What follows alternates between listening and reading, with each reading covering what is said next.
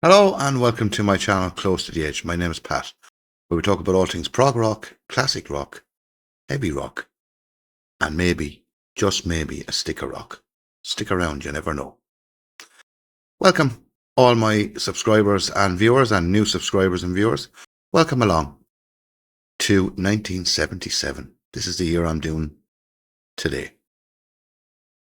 Going to be very, very interesting. But before I get on to that, I just want to say it's very sad. Yesterday, Ozzy Osbourne passed away, and may he rest in peace. Only a few weeks ago that we all saw him either live or on the stream. His last concert with Black Sabbath, the farewell tour.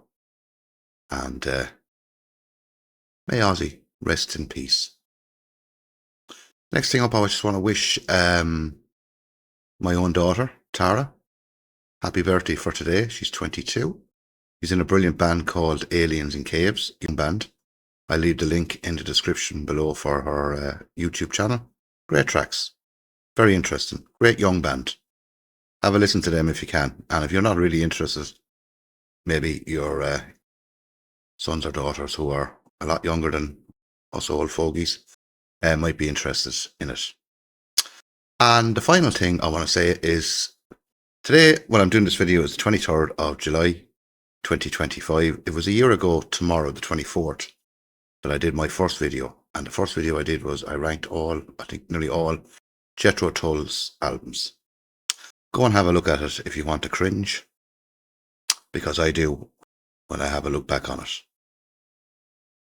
Not good. Anyway, I've come a long way. And some say, maybe I haven't. You never know. Anyway, continuing on the series of the 1970s. 1977. Very interesting year. Very interesting year. And I've noticed while doing this, and I probably didn't notice it before, or maybe I did and I just can't remember, is especially the music I'm into, progressive rock. It starts off in the 70s kind of, getting going and goes to a peak. Kind of tapering off a bit now. It's 77. I noticed that. Anyway, enough of that. And the way I'm going to do it, I pick 10 albums and I'm doing them by month, whichever came out first. Okay, and we're going to start off with Pink Floyd, Animals, released on the 21st of January, 1977. Now, I have the original one here. This one. What a brilliant album. Dogs, incredible. Sheep.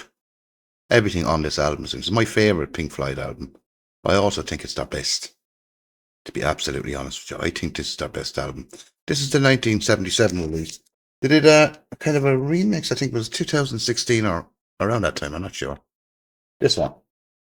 And to be honest with you, it sounds much better than the original. I always thought the original one was a little bit flat.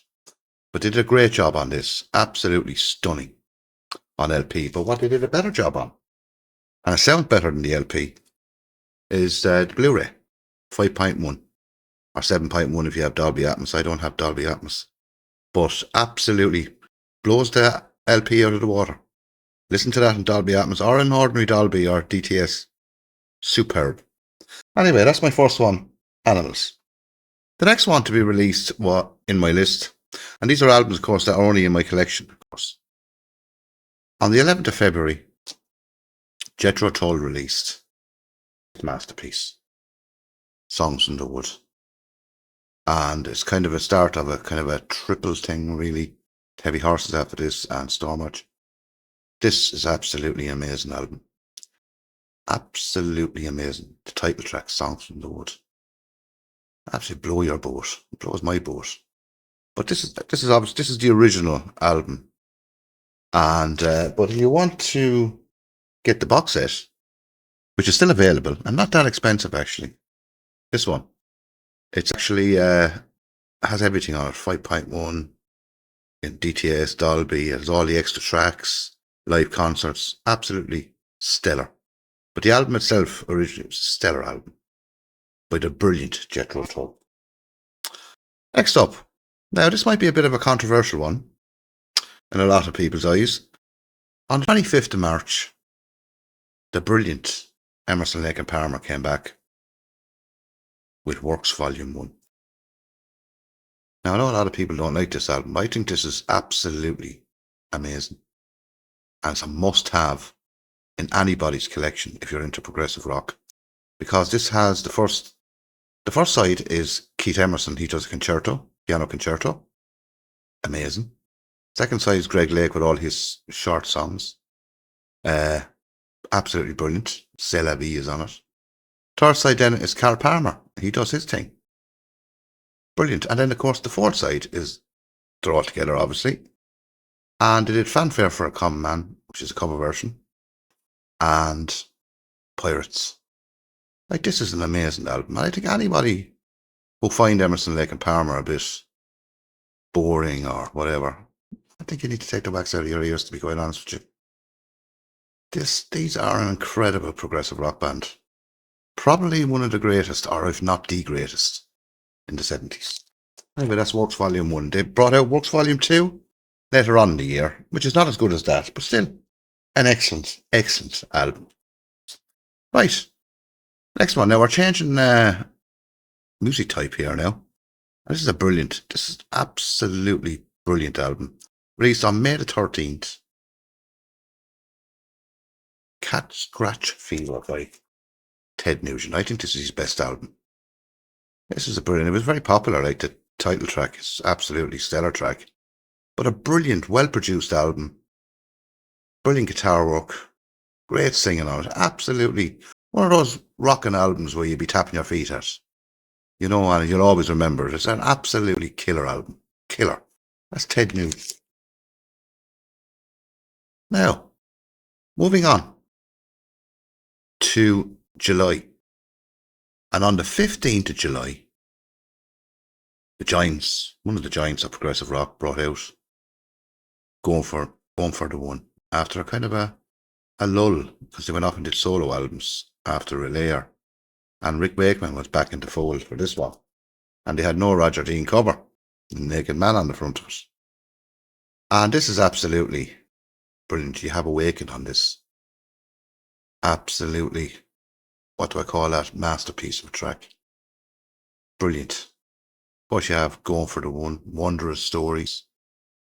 You know, absolutely brilliant. Back to their kind of very best. Never match the earlier stuff in the 70s, but not too far away. Absolutely brilliant. A must-have in your collection. Next up then, we're going to Canada for this one. And on August, I think it's August, I have it written down here. Yeah, August 29th.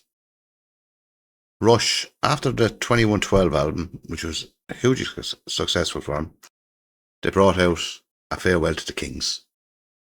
And this has Cygnus X1 on it. Boom, boom, boom, boom, boom, boom, boom. Absolutely unbelievable track. It really is. Has, you know, Farewell to the Kings title track. Closer to the Heart is on it. Xanadu. I think they're finding their feet here. This is very proggy. In places. Not as proggy as what was to come. Next album. But this was the start of their prog period, as I said with this one. And absolutely top class and must have in anyone's collection. Now, we're moving on.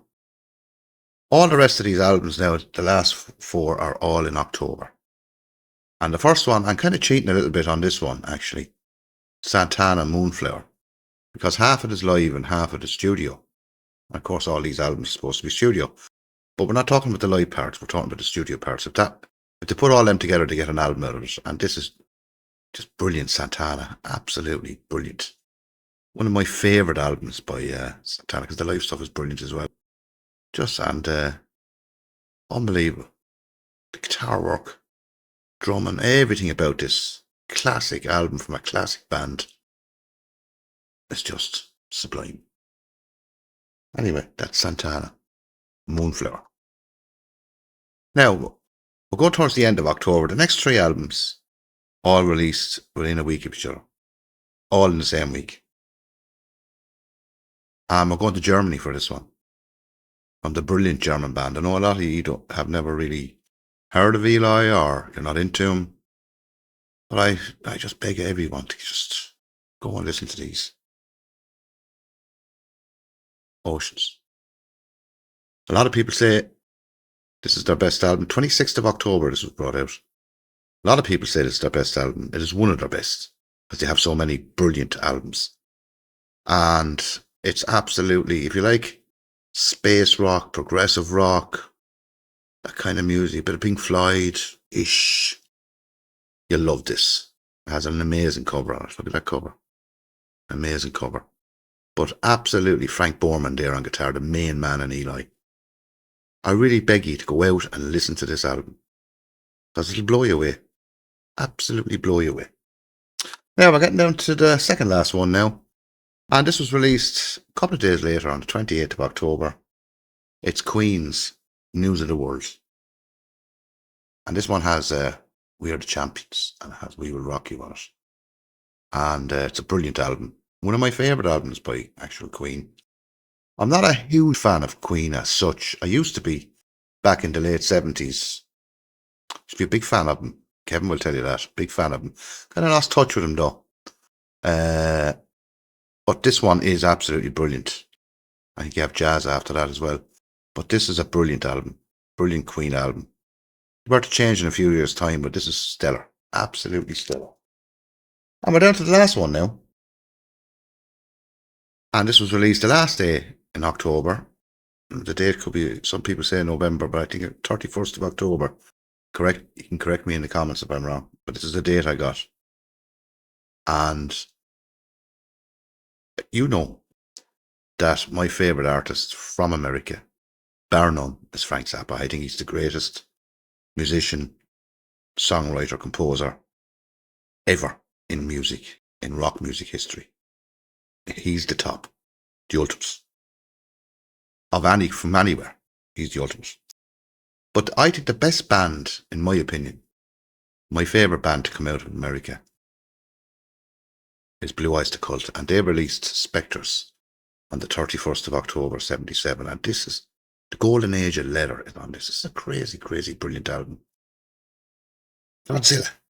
Oh, you know what I mean? It's just Nosferatu. And I love the track Going Through the Motions. People say it's a little bit poppy, but I like it. It's catchy.